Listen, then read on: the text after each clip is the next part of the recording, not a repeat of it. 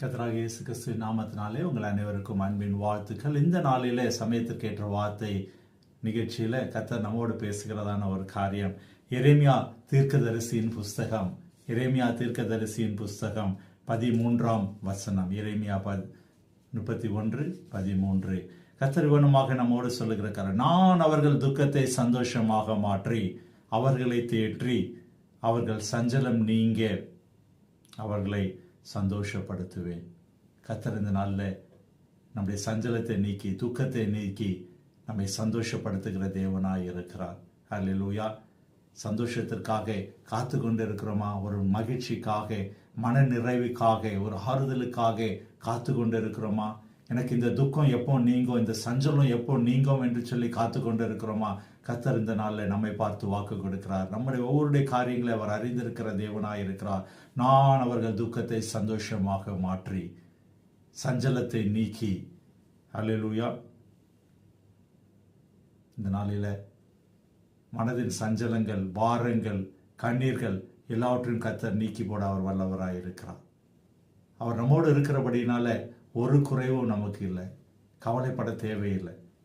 வேதாமம் சொல்லுகிறது, நாம் கவலைப்படுகிறதுனால நம்ம சரீரத்தில் ஒரு முளத்தை கூட்டவும் முடியாது, குறைக்கவும் முடியாது. ஆகாயத்து பறவைகளை கவனித்து பாருங்கள், அவைகள் விதைக்கிறதும் இல்லை, அறுக்கிறதும் இல்லை. அவர் பரமபிதா அவைகளை போஷிக்கிறார். நம்மையும் போஷிக்க வல்லவராக இருக்கிறார். நம்முடைய துக்கத்தை மாற்றி போட வல்லவராக இருக்கிறார். நம்ம கண்ணீரை துடைக்க வல்லவராக இருக்கிறார். நமக்கு உயர்ந்த அடைக்கலத்தை கொடுத்து நம்மை சந்தோஷப்படுத்துகிற தேவனாய் இருக்கிறார்.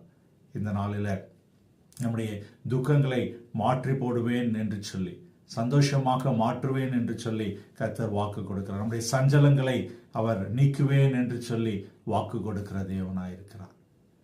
எல்லாவற்றையும் நாம் அவரிடத்தில் ஒப்பு கொடுத்து விடுவோமா?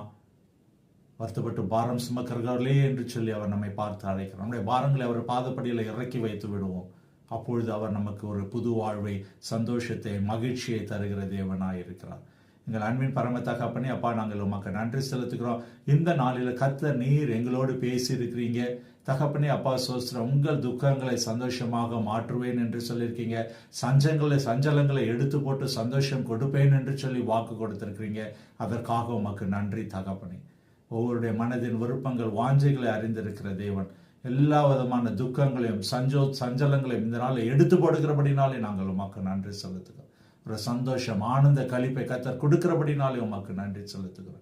தொடர்ந்து நம்முடைய கிருபை கூட இருக்கட்டும். இப்ப இயேசு கிறிஸ்துவின் ஜெபிக்கிறோம் நல்ல பிதாவே. ஆமேன், ஆமேன். கர்த்தர் இந்த நாளில் சந்தோஷத்தை கொடுப்பேன் என்று சொல்லி வாக்கு கொடுத்திருக்கிறார். துக்கத்தை எடுத்து போடுவேன் என்று சொல்லி வாக்கு கொடுத்திருப்பார். நாம் அவரை உறுதியாய் பற்றிக் கொள்வோம். கர்த்தர் பெரிய காரியம்